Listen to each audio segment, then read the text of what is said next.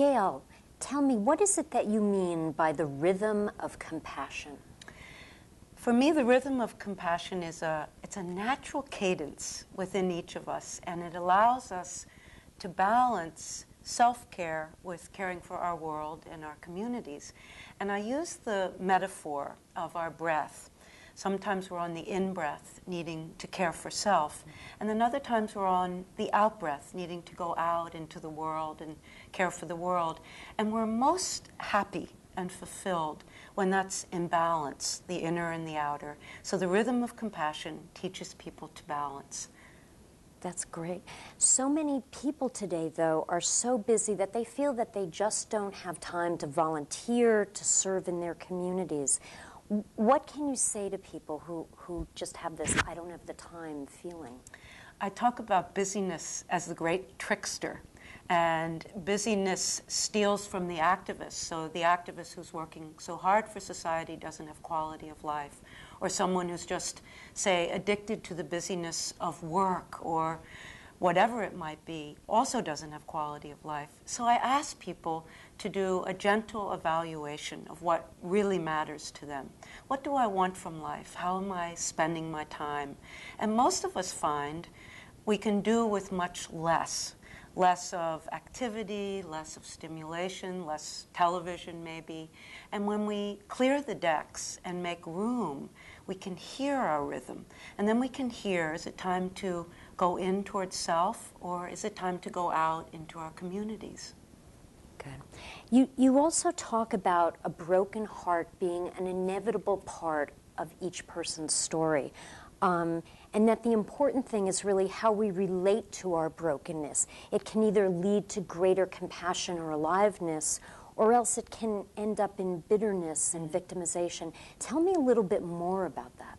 Well, I've been teaching for 25 years, and I've heard hundreds of stories, and every person's story has a broken heart. Maybe divorce, maybe a death or an illness or loss of a job. And what's compelling is that some people take the broken heart and they turn it in and they concentrate on it. It makes them bitter. They tend to find their sense of belonging through their broken heart, and that leads to a very small life. Whereas other people, they feel the pain of their broken heart, but they turn outwards. They allow that to deepen compassion, to fortify empathy. They might even say they've suffered from cancer. They might then go out and serve someone else who has cancer. So they allow the broken heart to enlarge them. Good. That's a wonderful distinction. You've also discussed the 4 qualities of mature compassion that can help people deal with their own suffering as well as the suffering of family or colleagues or in their communities or even the suffering of the earth. They're very simple. The first one I call the quiet mind. And if we think of the quiet mind like a still lake, we can see to the bottom of things. We can see clearly what's really required, what would be a skillful response. And the second one is the open heart. And the open heart allows us to respond to suffering without trying to fix it or control it or change it. It's like a large, compassionate container that just holds it there. And the third one is what I call presence.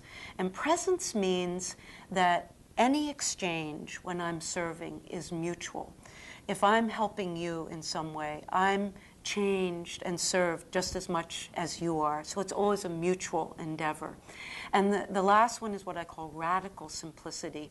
Often we think when we're serving someone, if it's a very complex situation, someone dying perhaps, we have to act differently, we have to be something other than we are. Whereas really what's called for is that we simply, radically be ourselves. And what I tell people is that to nurture these 4 qualities, any spiritual practice, meditation, prayer, walking in nature, yoga, solitude, any of those things help nurture that. Gail, this is fascinating, and I look forward to reading your book. Well, thank you very much. Thank you.